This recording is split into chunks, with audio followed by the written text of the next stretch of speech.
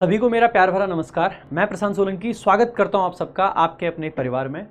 आज के इस वीडियो में हम देखने जा रहे हैं द पंडित्स के जो मैराथन मॉक टेस्ट होने वाले हैं, जो कि उन्होंने अपने टेलीग्राम चैनल पर अनाउंस करे थे कि 3 मैराथन मॉक टेस्ट लेंगे। सीजीएल प्री से पहले उसका पहला मैराथन मॉक टेस्ट आपका लाइव कर दिया गया है और उसका जो इंग्लिश का सोल्यूशन हम वो देखने जा रहे हैं, क्योंकि आपका पेपर बहुत पास में है। मैंने आपको जितने भी अब तक पंडित्स के मॉक टेस्ट रहे हैं, चाहे वो प्रो मॉक रहे हों या फिर वो लाइव फ्री वाले रहे हों, उनके जो सोल्यूशंस दिए वो बहुत डिटेल्ड दिए हैं।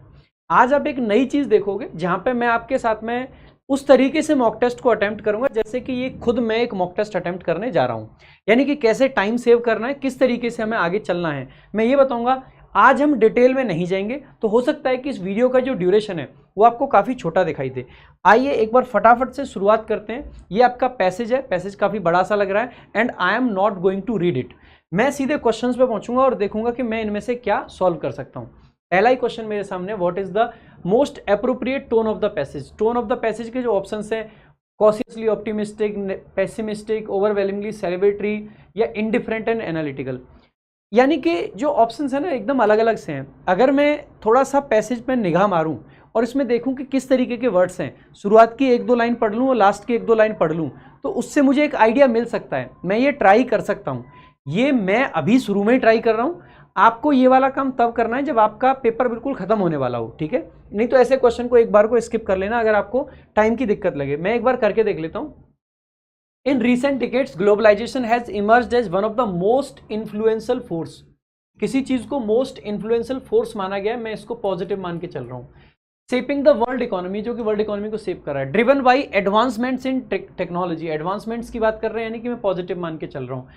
International trade agreements and the increasing movement of capital, goods, services and people across borders. Globalization has created unprecedented opportunities, create करिए, पॉजिटिव मान रहा हूं। आ जाते हैं ऑप्शंस पे।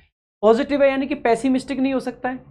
सेलिब्रेटरी, अब देखो ये हो सकता था। एनालिटिकल है, इंडिफरेंट तो बिल्कुल नहीं है क्योंकि पॉजिटिव बातें करी जा रही हैं। 2 ऑप्शन एलिमिनेट हो गए, या तो ये होगा या ये होगा।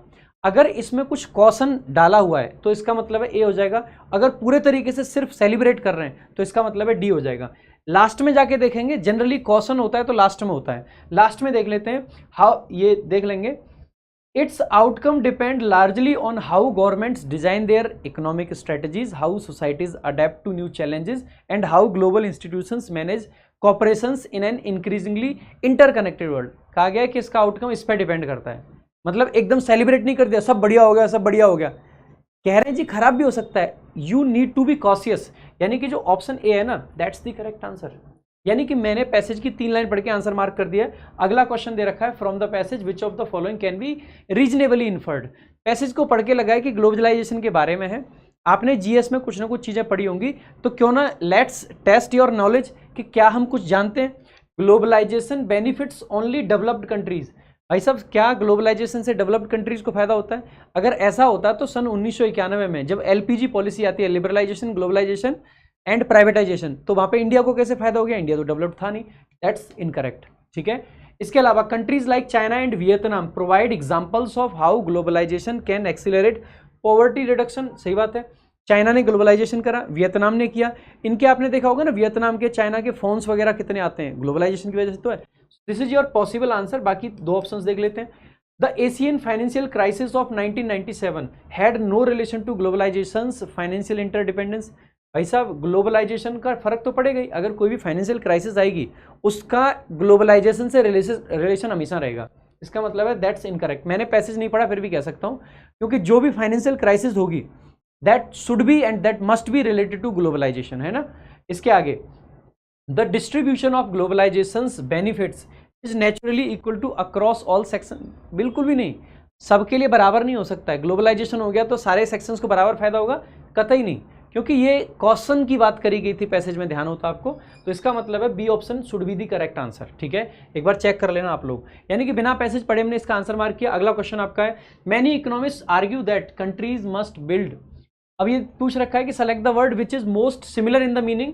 रेजिलियंस, अब देखो सेंटेंस को भी पढ़ने की जरूरत नहीं है, पैसेज तो छोड़ो, इस सेंटेंस को भी। रेजिलियंस का सिनोनिम, रेजिलियंस का मतलब है जो झेल सके चीजों को, तो वीक तो एंटोनिम आ जाएगा, फ्रेजाइल एंटोनिम है, वल्नरेबल एंटोनिम है, strong is the correct answer. आगे देखेंगे, अगला आपका है, what type of clause is. Clause पूछी है, दैट कंजंक्शन से शुरू होती है नाउन क्लॉज हमेशा। मैं कह रहा हूँ पूरा सेंटेंस पढ़ने की जरूरत नहीं है। मैनी स्कॉलर्स बिलीव, क्या बिलीव करते हैं, बिलीव व्हाट, व्हाट का ऑब्जेक्ट आएगा, ऑब्जेक्ट है, इसका मतलब है कौन सी क्लॉज है आपकी, नाउन क्लॉज है, नाउन क्लॉज आपका ऑप्शन दे रखा है, ये आपका करेक्ट आंसर हो जाएगा। ठीक है, अगला देखेंगे, क्वेश्चन नंबर 5 है, ग्लोबलाइजेशन हैज लेड टू, ये basically identify the part of speech of the word remarkable, ABLE आ रखा है, ABLE आ रखा है, that should B adjective, adjective is the correct answer, कुछ और देखना ही नहीं था आपको। ठीक है, क्वेश्चन नंबर 6 पे बढ़ते हैं, ये पैसेज के क्वेश्चंस थे अब तक, 5 क्वेश्चन पैसेज के थे, पैसेज बिना पढ़े हमने 5 के 5 मार्क कर दिए हैं। अगला क्वेश्चन देखते हैं, identify the word that is incorrectly spelled, incorrectly spelled word पूछा है, फासिस्ट सही लग रहा है, आइडियलाइज सही लग रहा है, चैलेंज भी सही लग रहा है, ये ऐसे सेंट तो जैसा कोई वर्ड होता नहीं है, या तो ASCENT होता है या ASSENT होता है। ठीक है, तो ये आपका इनकरेक्ट स्पेलिंग है। ठीक है, तो ये आपका आंसर हो जाएगा। नेक्स्ट देखेंगे, बाकी आज हम करेक्ट क्या होगा उससे ज़्यादा फोकस इस चीज़ पे करेंगे कि आप किस तरीके से आंसर मार्क कर पाते हो। जैसे अबंडेंट का सिनोनिम, जस्ट हमें इतना देखना, मत पढ़ो पूरा सेंटेंस, अगर टाइम सेव करना है आपको सेंटेंस पूरा नहीं पढ़ना है, इंग्लिश आपका टाइम बचाएगी। अबंडेंट का सिनोनिम क्या हो जाएगा, प्रोफ्यूज हो जाएगा, डैम्प नहीं होगा, स्कैंटी नहीं होगा, फ्ली भाग जाना होता है, स्कैंटी कम होता है, डैम्प गीला होता है। ठीक है, आगे देखेंगे, तो ये एक बार देख लेना आज, क्योंकि अलग लय में है तो अलग तरीके से मॉक पढ़ लेते हैं। ठीक है, select the most appropriate antonym of the word, antonym पूछा लाउजी का, अब लाउजी का एंटोनिम पूछा, देखो लाउजी लग रहा है एडजेक्टिव, वो वर्ब तो नहीं है। ठीक है, तो एफ्लिक्ट आपकी वर्ब है और चाइल्ड डांटना आपकी वर्ब है, ये दोनों तो नहीं हो सकते हैं। नाउ 2 ऑप्शन है, एक है रिवाल्ड, रिवाल्ड होता है अश्लील, और टॉप नॉच, टॉप नॉच होता है अच्छा। लाउजी का मतलब होता है कोई चीज़ जो खराब है। ठीक है, तो top notch is the correct antonym. ठीक है, करेक्ट एंटोनिम। तो एक बार बाकी देख भी लेना, टॉप नॉच यानी एक्सीलेंट, रिवाल्ड यानी कि असिस्ट कह सकते हैं, फूवर्ड कह सकते हैं, अश्लील कह सकते हैं, एफ्लिक्ट वर्ब है, चाइल्ड वर्ब है। ठीक है, और लाउजी बेसिकली वेरी बैड, घटिया है ना। आगे अगला आपका, choose the most appropriate option to make the sentence sensibly correct. The critics subject है, आगे वर्ब चाहिए, अमास वर्ब है, डेटिस्ट वर्ब है, सिस्कॉन, सारे के सारी वर्ब हैं। क्रिटिक्स क्या करते हैं, मूवी को was evident in their harsh review, review harsh थे, इसका मतलब है कुछ नेगेटिव बात कही होगी। अमास इकट्ठा करना, तो अमास द मूवी नहीं। डेसिस्ट का मतलब है खुद को रोकना, मूवी को रोका है क्या उन्होंने, खुद को रोकने के लिए होता है, वैसे भी ये तो नहीं होगा। स्कॉर्न का मतलब है किसी चीज़ को डिसडेन के साथ में ट्रीट करना, ट्रीट समथिंग विद डिसडेन। ठीक है, यानी कि उसके बारे में गलत गलत कुछ विचार रखना, यही आपका सही लग रहा है, ये करेक्ट आंसर हो जाएगा। ठीक है, आगे अगला आपका क्वेश्चन है, ये सीधा पूछा आपका क्या, इडियम, तो सिर्फ यही पढ़ो, बिटवीन साइला एंड कैरिविडिस, ये तो सिंपल है ना कि 2 अनप्लेजेंट चॉइस के बीच में आप फंस गए हो। बिटवीन साइला एंड कैरिविडिस, इसकी कहानी भी मैंने आपको कई बार सुनाई है, जो ओडेसियस वाली कहानी है, इसमें से 2-3 इडियम बनते हैं। तो in a situation where you have 2 pleasant options, बिल्कुल भी नहीं। फ्री फ्रॉम प्रॉब्लम्स, बिल्कुल भी नहीं। नो ऑप्शन का सेंस नहीं देता ये देता है 2 डिफरेंट ऑप्शंस, सो 2 इक्वली डिफिकल्ट और unpleasant choices. Option D is the correct answer. Time ऐसे ही बचेगा भाई कि आपको ना पूरा सेंटेंस नहीं पढ़ना है। कंसाइज का मतलब होता है कोई चीज़ जो छोटी है, इसका क्या पूछा, सिनोनिम, तो लैकोनिक, लैकोनिक लेजी, छोटा है ना, उस सेंस में आ जाता है। अप्लाउस यानी तारीफ करना, ये तो वैसे भी वर्ब है। ठीक है, अप्लाउड होती है वर्ब, तो अप्लाउस नाउन है ना। ठीक है, एरुडाइट बेसिकली पढ़ा लिखा, एडजेक्टिव आ जाएगा। पेरिलस एडजेक्टिव आ जाएगा। कंसाइज आपका एडजेक्टिव होता है। ठीक है, लैकोनिक हो जाएगा इसका करेक्ट आंसर। नेक्स्ट देखेंगे, आगे देखेंगे अगला आपका जो क्वेश्चन है, तो मिंजी का बेसिकली क्या पूछा है हमें, एंटोनिम पूछा। अब देखो एक बार को मैं मान लेता हूँ, एक आधा क्वेश्चन ऐसा भी आपके सामने आएगा जहाँ पे आपको मिंजी का मीनिंग नहीं पता है कि मिंजी क्या होता है, तो ऐसे केस में इस सेंटेंस को पढ़ के आप मीनिंग निकाल सकते हैं। यहाँ पे सेंटेंस काम आएगा, तो डिस्पाइट बीइंग अ मिलनियर होने के बावजूद, his mingy nature meant he lived in a small modest apartment and drove an old car. Mingy nature था, इसका मतलब है खर्चा नहीं किया, मिलनियर है फिर भी खर्चा नहीं कर रहा है, यानी मिंजी का मतलब कंजूस।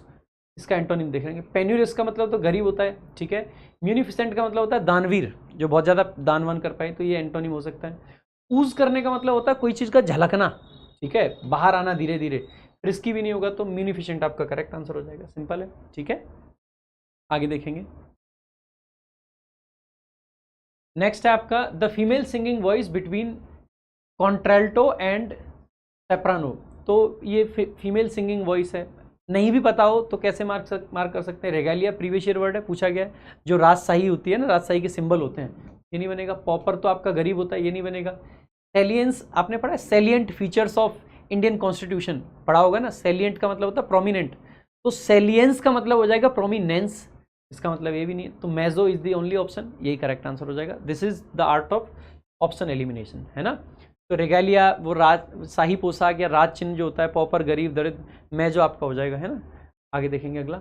तो fly into a rage, rage का मतलब गुस्सा होता है, तो टर्न बैक नहीं होगा, ट्राई समथिंग नहीं होगा, वेरी बिजी नहीं होगा, एंग्री गुस्सा, करेक्ट आंसर हो जाएगा अभी। अगला क्वेश्चन आपका है a song of praise. Song of praise basically क्या होता है, तारीफ करने के लिए जो सॉन्ग होता है उसको क्या बोलते हैं, हाइम होता है ना भाई, भजन जो होता है भगवान के प्रेज में गाया जाता है। नील करने का मतलब घुटनों पे आना होता है, तो ये नहीं बनेगा, तो सिंपल है हाइम, बहुत बार पूछा गया है, सिंपल वर्ड्स है, ठीक है। बाकी सारे वर्ड्स को देख लेंगे। लार्क करने का मतलब एक पक्षी होता है या मस्ती करना भी होता है, नाउन वर्ब दोनों तरीके से आ सकता है। जिग बेसिकली नृत्य होता है, ठीक है, झटका देना, नृत्य करना, ठीक है। नील बेसिकली घुटने टेकना, घुटनों के बल आ जाना। हाइम भजन या स्तुति गीत जो होता है वो होता है। आगे देखेंगे भाई, देखो थोड़ा सा स्पीड में चल रहा है, मैं नहीं चाहता हूँ आपका कोई भी टाइम वेस्ट हो। बाकी आपको डिटेल में मॉक टेस्ट देखने या आपको रीडिंग बूस्टर्स पढ़ने, रीडिंग को इंप्रूव करने के लिए तो आप चैनल को सब्सक्राइब कर लेना। अगर पहली बार चैनल पे आए हो तो लाइक करना, वीडियो को शेयर करना और सब्सक्राइब जरूर करना, है ना। तो there was too many information, error का क्वेश्चन है, इन्फॉर्मेशन अनकाउंटेबल नाउन होता है, इस पार्ट में एरर है। नेक्स्ट चलते हैं आगे क्वेश्चन में। अगला आपका क्वेश्चन है I hope I can dash my dad. आप अपने डैड को क्या करते हो, ऑर्डर करते हो? नहीं, ऑर्डर करने की उम्मीद क्यों करेगा। क्या आप अपने पेरेंट्स को ऑथराइज करते हो? बेटा ऑथराइज हम जब पर्सन होते हैं ना अथॉरिटी में, हम छोटे लोगों को ऑथराइज करते हैं, अपने जूनियर्स को, ये नहीं। परसुएड करने का मतलब होता है मनाना, हम पिता को मनाते हैं बिल्कुल, एक्सप्लॉइट तो नहीं करते हैं। एक्सप्लॉइटेशन का मतलब है किसी का गलत फायदा उठाना, है ना, वो नहीं करते हम। आगे, the more I listen to the song the dash sounds less better. अब मतलब it sounds less better, the more, तो यहाँ पे भी क्या होगा, the plus comparative degree. Options देख लेते हैं। द मोर ये हो सकता है, आई इंजॉयड नहीं होगा, द लेस हो सकता है, नो इंप्रूवमेंट नहीं होगा। अब देखो यहाँ पे देखेंगे the more I enjoy it, यहाँ पे क्या था, लिसनड यानी कि पास्ट है, यहाँ पे इंजॉय प्रेजेंट है, गलत हो जाएगा। द लेस आई इंजॉयड, जैसे मोर ज्यादा को दिखाता है, लेस भी कंपैरेटिव होता है और ये बेसिकली कम को दिखाता है, ठीक है। तो ये ऑप्शन सी करेक्ट होगा इसका। अगले देखेंगे select the grammatically correct sentence. After a heavy storm last night, last night यानी कि पास्ट की बात करेंगे हम, है ना। द लीव्स हैव नहीं आ सकता, गलत हो जाएगा। लीव्स फेल्ड, अब देखो फेल्ड जो होता है ना, ये होता है किसी चीज को गिराना, पत्तियों ने किसी चीज को गिराया या वो गिरी हैं, दो आपके शब्द होते हैं, एक होता है बेटा फेल और एक होता है आपका फॉल। ये फेल है, ट्रांजिटिव वर्ब है, इसकी सेकंड फॉर्म और थर्ड फॉर्म फेल्ड होती है, और ये जो फॉल होता है इसकी सेकंड फॉर्म फेल होती है और थर्ड फॉर्म फॉलन होती है, ठीक है। इसका मतलब होता है गिरना, ये इंट्रांजिटिव वर्ब होती है, और इसका मतलब होता है गिराना, ये आपकी ट्रांजिटिव वर्ब होती है। आगे फ्रॉम लगा रखा है, इसका मतलब है इंट्रांजिटिव वर्ब की जरूरत है, तो इसका मतलब है फेल्ड वाला, गलत हो जाएगा। फेल है, सही हो सकता है। यहाँ पे वुड फॉलन, वुड के बाद V1 आनी चाहिए, थर्ड फॉर्म लगा रखिए, गलत हो जाएगा। C is the correct answer, this is the only correct answer. Next देखेंगे, अगला आपका क्वेश्चन है, तो ये बेसिकली इंप्रूवमेंट का क्वेश्चन है again. During the speech the audience got completely carried off. भाई कैरिड अवे होता है जब हम वो भावनाओं में बह जाते हैं ना, बहना यानी अवे, दूर चले जाना, so carried away is the correct answer. Get carried away, carried away. Carry out करने का मतलब है किसी चीज को परफॉर्म करना। कैरी ओवर को बेसिकली एक तरीके से एक चीज को दूसरे में टर्न करना हो जाता है, और कैरी ऑफ सक्सीड होने के सेंस में आता है, आपका सफल होने के सेंस में, ठीक है। तो आपका कैरिड अवे करेक्ट आंसर हो जाएगा। तो कैरी अवे देख लेना, to become so excited, enthusiastic और involve that you lose control of your feelings और एक्शंस। कैरी आउट यानी परफॉर्म करना, एग्जीक्यूट करना। कैरी ओवर टू ट्रांसफर और कंटिन्यू, यानी कि किसी चीज को ट्रांसफर कर देना या continue something to another time, place और सिचुएशन। और carry off to succeed in doing something, ठीक है। आगे C aspires, aspires to something होता है, aspires to something, fixed preposition है, फिक्स्ड प्रपोजिशन है, तो ये आपका ऑप्शन करेक्ट हो जाएगा, एस्पायर टू समथिंग, ठीक है। अगला आपका क्वेश्चन है identify the segment and error detection का क्वेश्चन है। समवन सब्जेक्ट हो गया, राइटली आपका एडवर्ब है, सेज आपकी वर्ब आ गई, ठीक है। समवन राइटली सेज क्या कहता है, तो दैट आपका कंजंक्शन है, थ्रू प्रपोजिशन है जिसका ऑब्जेक्ट है स्ट्रगल, यानी कि सब्जेक्ट नहीं आया। कम्स आपकी वर्ब आ गई, बेटा अगर सब्जेक्ट नहीं आया तो इसकी वर्ब आ गई, तो सब्जेक्ट कहाँ है, सब्जेक्ट है। विक्ट्रीज, विक्ट्रीज अगर आपका सब्जेक्ट है तो ये तो प्लूरल है, प्लूरल है तो आपका कम्स की जगह पे कम आ जाएगा। तो someone rightly says that through struggle come victories, ठीक है। तो कौन से पार्ट में एरर है, सी पार्ट में एरर है। आप कहोगे सर ऐसा कैसे हो रहा है, कि ये इन्वर्जन का ही कॉन्सेप्ट होता है। समटाइम्स क्या होता है कि हम जो स्ट्रक्चर है ना उसको थोड़ा सा अच्छा साउंड करने के लिए या एम्फेसाइज करने के पर्पज से पहले एक प्रीपोजिशन लगाई, फिर उसका ऑब्जेक्ट लगाया, और उसके बाद में हमने बेसिकली क्या लगा दिया, तो प्रीपोजिशन, उसका ऑब्जेक्ट, उसके बाद में वर्ब और फिर सब्जेक्ट। ऐसा बहुत बार होता है। Outside the temple lived a beggar, ठीक है, तो लिव्ड वर्ब है, अब अगर उसका सब्जेक्ट है, इस तरीके के आते हैं। ठीक है, एक आपका प्रीवियस ईयर में भी आया हुआ है, along the northern boundary of India lie the Himalayas, और उसमें एरर ये था कि लाइज लिख रखा था, और क्योंकि वहाँ पे हिमालयाज प्लूरल है इसीलिए लाइज की जगह पे लाई आएगा। Along the northern boundary of India, ये आपका जस्ट क्या है, अलोंग प्रपोजिशन है, उसका ऑब्जेक्ट है the northern boundary of India. ठीक है, लाई आपकी वर्ब है, द हिमालयाज सब्जेक्ट है। ठीक है, तो हिमालयाज प्लूरल है इसीलिए लाई आपका प्लूरल वर्ब हमने लिखा वहाँ पे। तो कौन से पार्ट में आपका एरर आ जाएगा, सी पार्ट में। ठीक है, कॉन्सेप्ट मैंने समझा दिया आपका ब्रीफ में। अगला आपका क्वेश्चन है, arrange the sentences in the correct order to form a meaningful paragraph. जब भी PQRS का क्वेश्चन है एग्जाम में किस अप्रोच से चलना है, 2 D से शुरू है, 2 B से शुरू है। एक बार D और B को पढ़ लेते हैं। B कह रहा है investor briefing celebrate disciplined cost control and agile pivots as signals of maturity. शुरुआत हो सकती है। डी कहता है कि the narrative of efficiency 10 collides, बेटा 10 का मतलब होता है हेंस, इसीलिए, और ये सामान्यतः आपका कंक्लूडिंग सेंटेंस होता है, रिजल्टेटिव सेंटेंस होता है। ये वर्ड रिजल्टेटिव है, ये सेंटेंस के स्टार्टिंग में नहीं आ सकता है। एक ऑप्शन 2 ऑप्शन एलिमिनेट हो गए। ठीक है, और डी कहाँ पे आना चाहिए, सामान्यतः डी को लास्ट में आना चाहिए, क्योंकि 10 ये कंक्लूडिंग सेंटेंस होता है। यहाँ पे लास्ट में है और यहाँ पे आपका शुरुआत में ही है, सेकंड पे ही तो आ गया है। क्या यहाँ पे हमने कोई ऐसी चीज मैनेज करी है कि ये नरेटिव कोई बात करी हो, नहीं, कोई नरेटिव की बात नहीं है, तो डी लास्ट में आना चाहिए। B is the correct answer. Risk लेना पड़ेगा, थोड़ा सा रिस्क है इसमें कि आपने पूरा पैसेज नहीं पढ़ा, 2 सेंटेंस 3 सेंटेंस को देखा ही नहीं कि क्या है, सिर्फ ये देख के मार दिया। लेकिन यस, अगर टाइम सेव करना चाहते हैं so there must be some amount of risk, है ना, तो थोड़ा सा रिस्क तो रहेगा। बाकी आप देख लेना कि क्या आपका रहेगा, कैसे कैसे है, इसमें सारी चीज़ें आपको समझ आ जाएंगी। ठीक है, नेक्स्ट देख लेते हैं। अगला आपका क्वेश्चन है, choose the most appropriate option to change the voice of the given sentence. Voice change करनी है, इज गोइंग टू, देखो ये पूरा मॉडल के तरीके से काम करता है, तो इसको चेंज नहीं करेंगे। किसको चेंज करेंगे, ब्रिंग वर्ब को। तो ये जैसे है वैसे रहेगा। ब्रिंग बेसिकली V1 है, V1 को पैसिव वॉइस में लेके आएंगे तो बी प्लस वर्ब की थर्ड फॉर्म आएगी। तो going to going to going to, यहाँ पे बीइंग कर दिया, ये गलत हो जाएगा। ठीक है, यहाँ पे टू तो रहेगा ही रहेगा, यहाँ पे टू गायब कर दिया, ये गलत हो जाएगा। यहाँ पे टू के बाद में V1 रखिए, ये गलत हो जाएगा। यहाँ पे to plus be plus verb की थर्ड फॉर्म, ये करेक्ट हो जाएगा। ठीक है, इस तरीके से आप मार्क कर सकते हैं। 25वां क्वेश्चन कहता है, the cat asked to dog not to sit here. वैसे the cat asked the dog होना चाहिए, टू डॉग नहीं होना चाहिए। ठीक है, मे भी हो सकता है ये टाइपिंग एरर हो। तो the cat asked the dog not to sit there, तो ये तो सिंपल है, ये भी टाइपिंग एरर है। ये जो ये है ना, शायद हो सकता है हमारी टीम से ही PPT बनाने में एरर हो गया हो। ये यहाँ पे जाएंगे, ठीक है, गलती से ये लग गए यहाँ पे आगे। तो द कैट, देखो ये क्या है, नॉट टू सिट देयर, इसका मतलब है ये तो इंपेरेटिव सेंटेंस है भाई। इन्फिनेटिव अगर आपका आ रखा है इनडायरेक्ट में, इसका मतलब है कि जो डायरेक्ट स्पीच रही होगी वहाँ पे क्या रहा होगा, इंपेरेटिव सेंटेंस। इंपेरेटिव सेंटेंस में भी कैसा रहा होगा, नेगेटिव वाला। नेगेटिव इंपेरेटिव किससे बनाते हैं, डोंट से बनाते हैं। यहाँ पे तो नॉट टू है, नहीं बनेगा। यहाँ पे डोंट है, यहाँ पे डज नॉट है, यहाँ पे डिड नॉट है। कौन सा ऑप्शन हो जाएगा, B option is the correct answer. ठीक है, तो ये थे आपके पूरे के पूरे 25 क्वेश्चन। आई होप आपने एक नया तरीका भी देखा कि किस तरीके से क्वेश्चंस को सॉल्व किया जा सकता है। बहुत सेकंड्स में आप सॉल्व कर सकते हो, बहुत सारा टाइम यहाँ पे बचा सकते हो। मैंने पूरा अच्छे से एक्सप्लेन करने के बाद भी लगभग 15-16 मिनट के अंदर सारा का सारा निपटा दिया। तो अब आप ये मत एक्सक्यूज देना कि इंग्लिश में बहुत टाइम लगता है। ये मॉक टेस्ट वो था जो कि टीम पंडित्स ने इस पर्पज से बनाया था कि ये काफ़ी अच्छे लेवल का रहेगा। ठीक है, और इस टेस्ट को हमने कितनी आसानी से आपके सामने सॉल्व करके दिखा दिया है। ठीक है, और ये मतलब ऐसा नहीं है कि ये कोई प्री प्रेपरेशन के साथ में बनाया गया है। जस्ट आपके सामने मॉक टेस्ट ओपन किया, सारे के सारे क्वेश्चन हमने अटेम्प्ट करें। ठीक है, और किस तरीके से आपके सामने अटेम्प्ट करें आपने खुद देखें। तो इस तरीके से आप भी बहुत सारा टाइम सेव कर सकते हो एग्जाम में। और आप ऐसे ही ट्रिक्स वगैरह सीखना चाहते हो, लगातार देखना चाहते हो, तो चैनल को सब्सक्राइब कर लेना।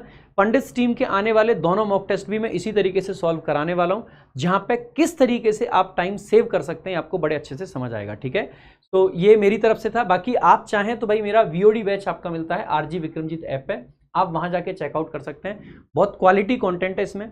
आज के वीडियो में मैंने बहुत ज़्यादा एक्सप्लेनेशंस नहीं बताए हैं, लेकिन मैं जब डिटेल में पढ़ाता हूँ ना, तो आप जानते हैं कि मैं कितना डिटेल में पढ़ाता हूँ। ठीक है, तो आप 699 में हमारे बैच चेकआउट कर सकते हैं। बाकी पेपर आपका पास में, तो मैं आपको हाईली रिकमेंड करूँगा ये दोनों किताबें।